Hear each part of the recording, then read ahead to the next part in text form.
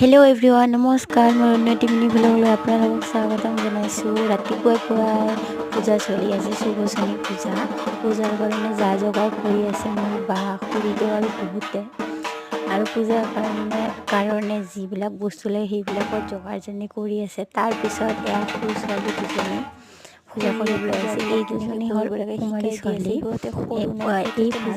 এই পূজাটোত কুমাৰী ছোৱালী লাগে পূজাটো কৰিবলৈ।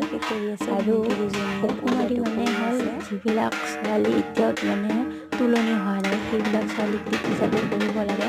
আৰু সিহঁতেতো ভালদৰে নাজানে, তো খুৰীয়ে শিকাই দি আছে কেনেকৈ কৰিব লাগে পূজাটো। তাৰপিছত পূজাটো হৈ গ'ল।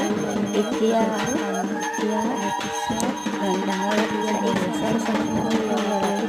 পূজা পূজা হোৱাৰ পিছত প্ৰসাদ পানী খালোঁ চবেই মিলি। প্ৰসাদ খাই তাৰপিছত চাহ পানী খালোঁ। চাহ পানী খোৱা